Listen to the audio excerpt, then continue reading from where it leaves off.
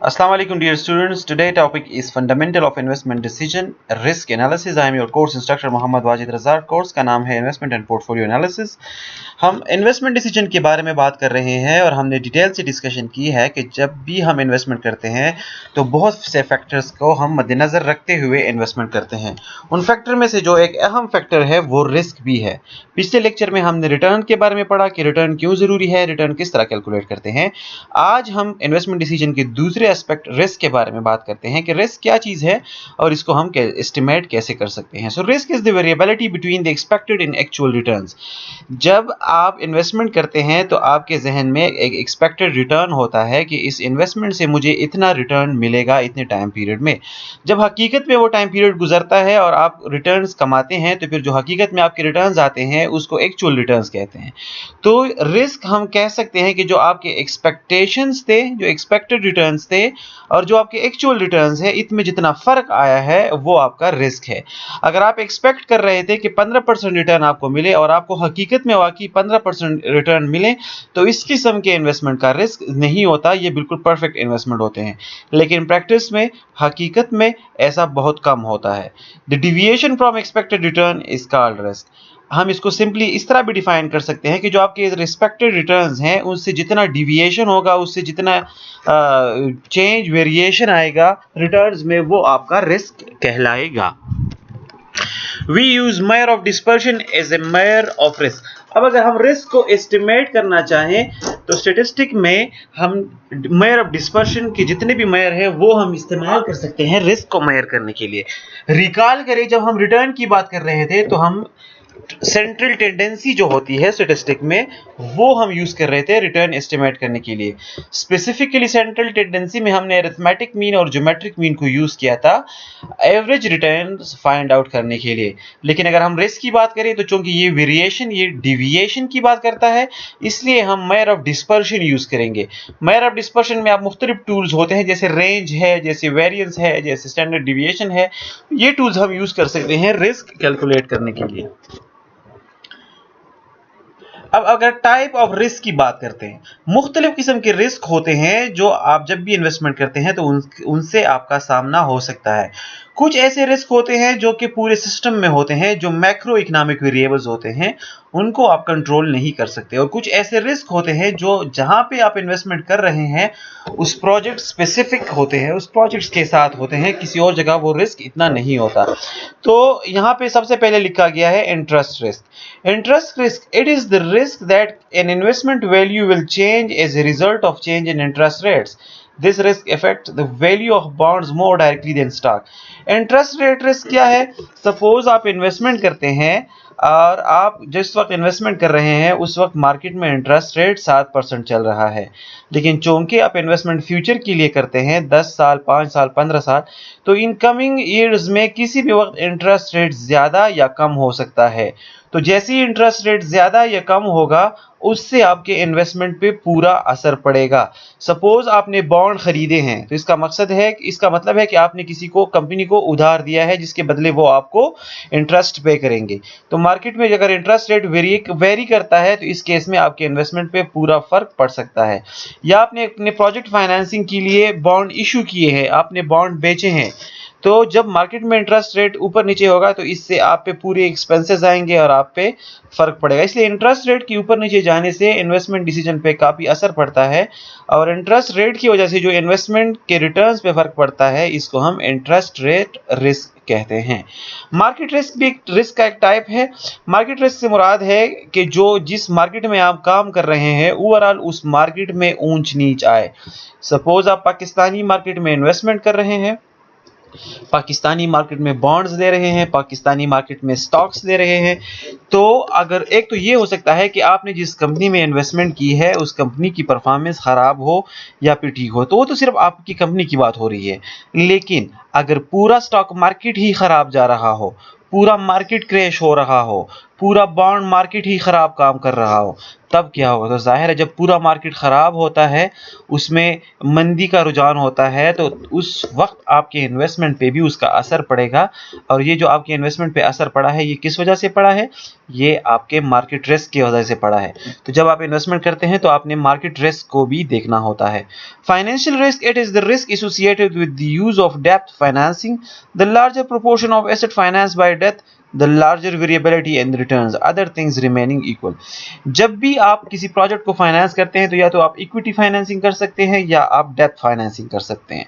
तो जब आप डेट फाइनेंसिंग करते हैं तो उसके बदले फिर आपको ह्यूज अमाउंट ऑफ इंटरेस्ट पे करना पड़ता है। तो जो आप पे ये इंटरेस्ट आ रहा है और फाइनेंसिंग जो डेट फाइनेंसिंग है उसकी वजह से जो आप पे एक्स्ट्रा एक्सपेंसेस पड़ रहे हैं या आपके प्रोजेक्ट के रेवेन्यूज पे फर्क पड़ रहा है, इस रिस्क को हम फाइनेंशियल रिस्क कहते हैं।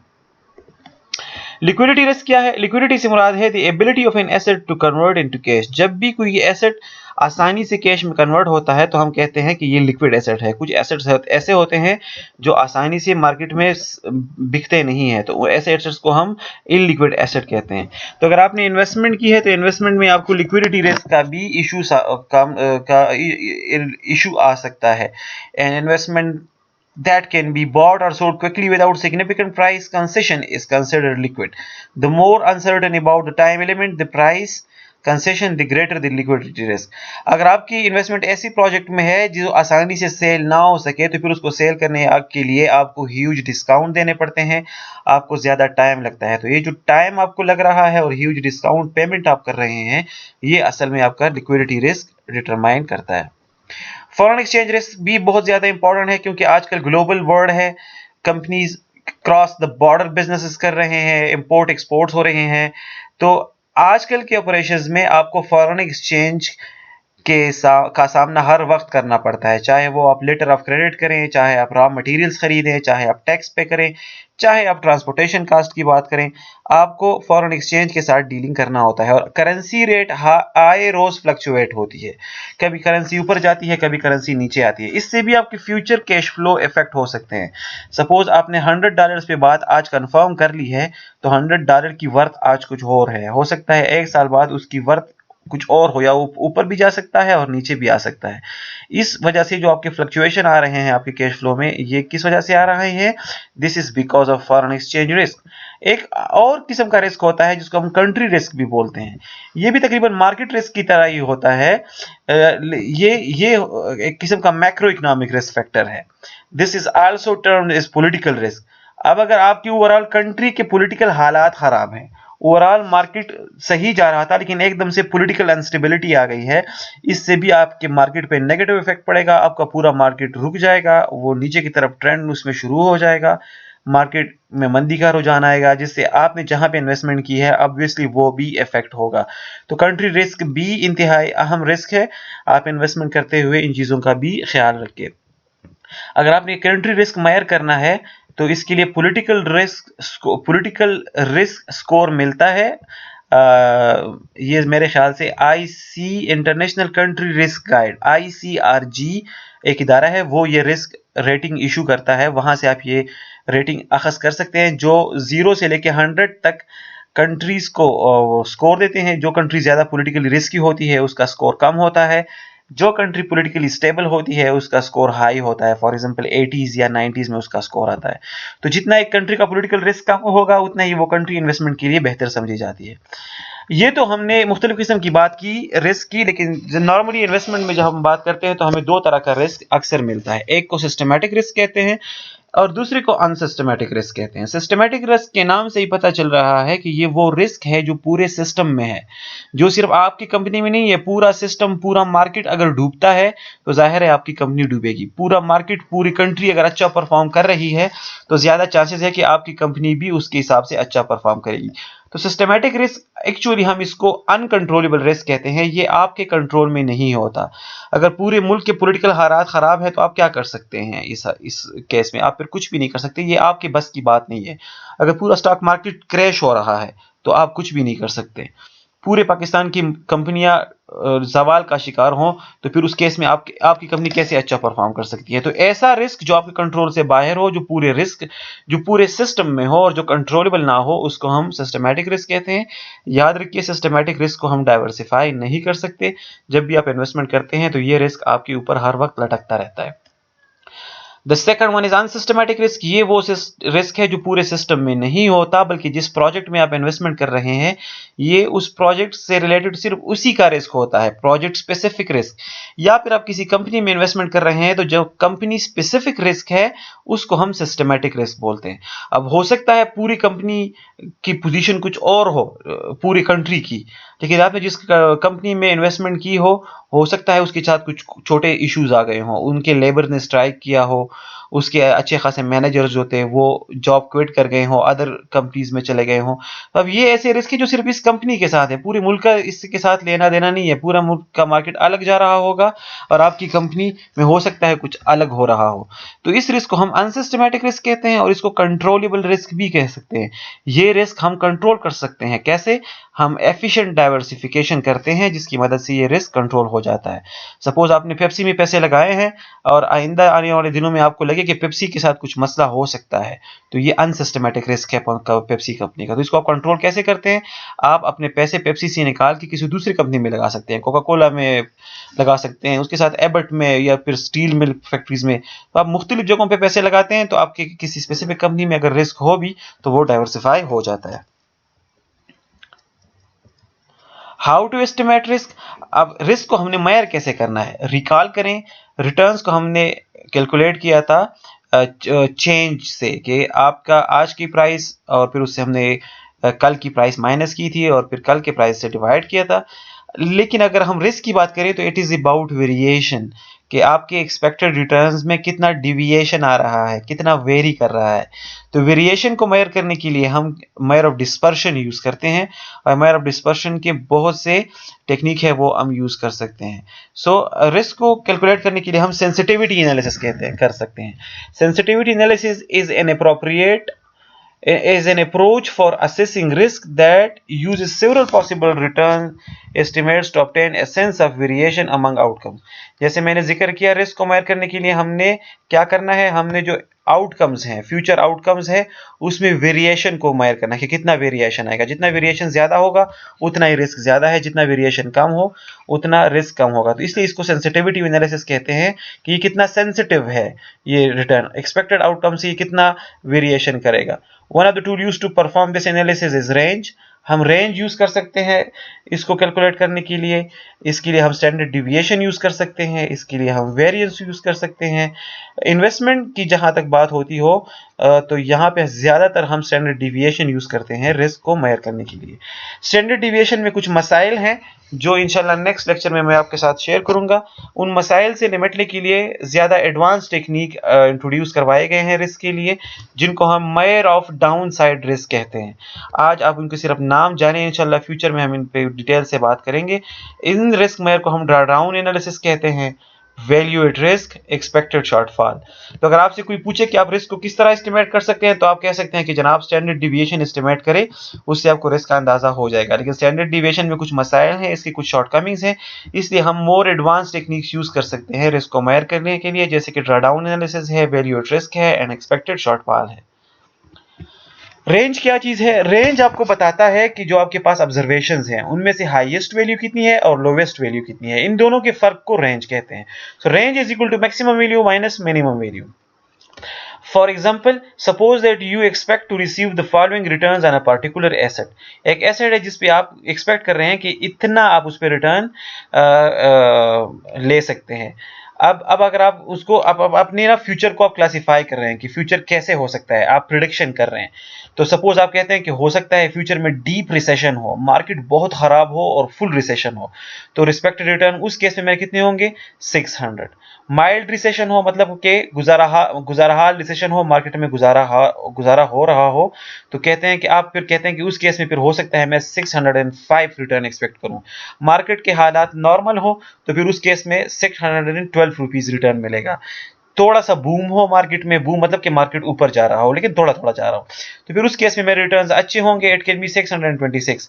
मेजर बूम, मार्केट बहुत तेजी से ऊपर चला जाए, मार्केट बहुत अच्छा परफॉर्म करे, तो मैं एक्सपेक्ट कर रहा हूं कि उस केस में मेरे पास रिटर्न 635 रुपीज आएंगे। तो इस केस में रिस्क अगर हम कैलकुलेट करें रेंज के थ्रू, तो हम मिनिमम और मैक्सिमम रिटर्न्स देंगे जो कि 600 और 635 है। इनको सिंपल मैथ्स करके हम देख सकते हैं कि 35 रुपीज आ रहा है। तो यहाँ पे रेंज कितना है, 35 रुपीज। तो जितना आपका ये रेंज की वैल्यू ज्यादा आएगी, उतना ही हम कहते हैं कि ये मार्केट रिस्की है। तो अगर रेंज इस केस में 100 आता तो हम कह सकते थे कि वो इसमें बहुत ज्यादा रिस्क है, क्योंकि मार्केट में 100 रुपए का फर्क आ सकता है वर्स्ट और बेस्ट में।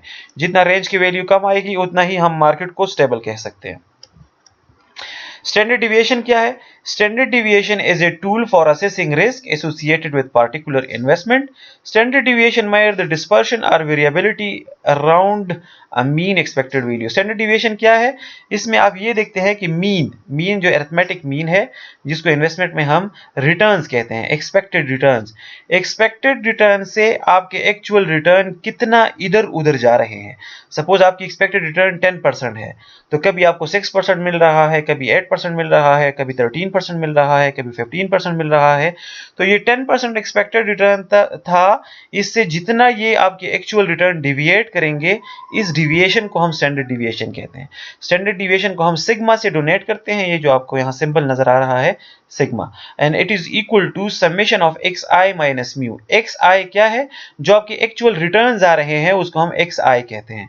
जो आपका एक्सपेक्टेड रिटर्न्स है, जो आप सोच रहे हैं कि ये इतना रिटर्न मुझे चाहिए था एक्सपेक्टेड, उसको हम म्यू बोलते हैं। और फिर इसको स्क्वायर करें और डिवाइडेड बाई एन। एन से मुराद टाइम पीरियड, जितने टाइम के लिए आप ये इन्वेस्टमेंट डिसीजन इवैल्यूएट कर रहे हैं। इसको हम इंशाल्लाह नेक्स्ट क्लास में एक्सेल में करके मैं आपको दिखाऊंगा कि स्टैंडर्ड डिविएशन कैसे कैलकुलेट होता है। फ्यूचर एक्सपेक्टेड स्टैंडर्ड डिविएशन क्या है? अब ये जो आप कैलकुलेशन करते हैं, ये आप पास्ट डेटा पे करते हैं, तो ये आपका एक्चुअल स्टैंडर्ड डिविएशन आता है। लेकिन अगर आप कहें कि कल को 2021 को, 2022 को, या फिर जो कमिंग ईयर्स आ रहे हैं आपके, उसमें हमारा रिस्क क्या होगा, तो याद रखिए जब भी हम फ्यूचर की बात करते हैं तो हम फ्यूचर को देख नहीं सकते, हम उसको 100% एक्यूरेसी के साथ फोरकास्ट नहीं कर सकते। हम सिर्फ प्रिडिक्शन लगाते हैं, हम सिर्फ अंदाजा लगा सकते हैं कि ये हालात होंगे। और याद रखिए जब भी आप फ्यूचर की बात करते हैं, अंदाजा लगाते हैं, तो स्टैटिस्टिक में आप उसके लिए हमेशा प्रोबेबिलिटी यूज करते हैं। तो इस केस में अगर आप फ्यूचर एक्सपेक्टेड रिटर्न्स की बात करें, तो आपने प्रोबेबिलिटी की मदद से इसको कैलकुलेट करना है, और फार्मूला आपके सामने दिया गया है। ये आप देख सकते हैं कि sigma is equal to summation X square आपके आउटकम्स हैं, फ्यूचर में आपको रिटर्न मिलेंगे, पी ऑफ एक्स इसकी प्रोबेबिलिटी है। तो यहाँ पे एग्जांपल देखें, सपोज आपके आउटकम्स ये हैं, आप कहते हैं कि मेरे 3 आउटकम हो सकते हैं। पहला आउटकम ये होगा कि जो रिटर्न मेरा स्टॉक ए पे है उस पे 13 रिटर्न मिलेगा। दूसरा आउटकम यह है कि हो सकता है 15 रिटर्न मिले। तीसरा आउटकम यह हो सकता है कि हो सकता है 17 रिटर्न मिले। अब आप इसके चांसेस की बात करते हैं, क्योंकि फ्यूचर की बात हो रही है तो जाहिर है आप चांस की बात करेंगे। तो आप कहते हैं कि 13% रिटर्न मिल 13 रुपीज रिटर्न मिलने के 25% चांसेस हैं, 15 रुपीज मिलने के चांसेस 50% है, और 17 रुपीज मिलने के चांसेस 25% है। इस तरह ये स्टॉक बी भी दिया गया है, इनके फ्यूचर आउटकम्स है और इनकी प्रोबेबिलिटीज भी साथ में दी गई है। आइए इसकी फ्यूचर एक्सपेक्टेड रिस्क कैलकुलेट करते हैं। तो x हमारे पास क्या था, ये जो ऑब्जर्वेशन थे वो 17, जो आउटकम्स थे 13 भी आ सकता है, 15 और 17 भी आ सकता है। इसकी प्रोबेबिलिटी दूसरे कॉलम में दी गई है। तीसरे कॉलम में हम क्या करते हैं, अगर आप फार्मूले को रिकॉल करें तो x को हम मल्टीप्लाई करते हैं प्रोबेबिलिटी ऑफ x से। तो यहाँ पे आप 13 मल्टीप्लाइड बाई 25 0.25 करें, फिर 15 को मल्टीप्लाइड करें 0.50 से, तो आपके पास ये वैल्यू आ जाएंगे। फार्मूले में अगर आप देखें तो यहाँ पे सिर्फ x multiplied by P x है, लेकिन उसके साथ x square multiplied by P x भी है। तो यहां पे आप क्या करें, पहले ये अब आके x square multiplied by P of x calculate करें। तो पहले आप एक्स को स्क्वायर करें और फिर उसको पी ऑफ एक्स से मल्टीप्लाइड करें, तो आपके पास ये वैल्यूज आ जाएंगी। और जो कि फार्मूले में आप देख सकते हैं समेशन है, तो आप इन दोनों को सम करें, x multiplied by P of x को सम करें और x square multiplied by P of x को सम करें, तो ये 15 और 227 की वैल्यू आपके पास आ जाती है। आप इनको इस फार्मूले में पुट करें, स्क्वायर रूट निकालें, तो ये आपका आ जाता है 1.41 रुपीज। तो इससे मुराद है कि फ्यूचर में आपका स्टैंडर्ड डिविएशन, जो एक्सपेक्टेड स्टैंडर्ड डिविएशन है, दैट इज 1.41। ये जितना ज्यादा आएगा वैल्यू, उतनी ही आपका फ्यूचर एक्सपेक्टेड रिस्क ज्यादा होगा। ये स्टॉक ए के लिए मैंने किया, स्टॉक बी के लिए भी ऐसे अगर हम कैलकुलेशन करें तो उसका एक फ्यूचर एक्सपेक्टेड रिटर्न 5.66 आ रहा है। अब आप देख सकते हैं कि standard deviation of stock B जो है वो ग्रेटर है standard deviation of stock A से, तो हम कह सकते हैं कि फ्यूचर में स्टॉक बी ज्यादा रिस्की होगा स्टॉक ए से। रिस्क को मेजर करने के लिए आप कोएफिशिएंट ऑफ वेरिएशन भी इस्तेमाल कर सकते हैं। Coefficient of variation is a measure of relative risk. It tells us the risk associated with each unit of money invested. Coefficient of variation ये बताता है कि जितने पैसे आपने लगाए हैं, 1 रुपया लगाने पर आपको कितना रिस्क मिल रहा है। तो इसका फार्मूला है CV is equal to sigma of x divided by E of x। E of x आपके एक्सपेक्टेड रिटर्न है, सिग्मा ऑफ x आपका स्टैंडर्ड डिविएशन है।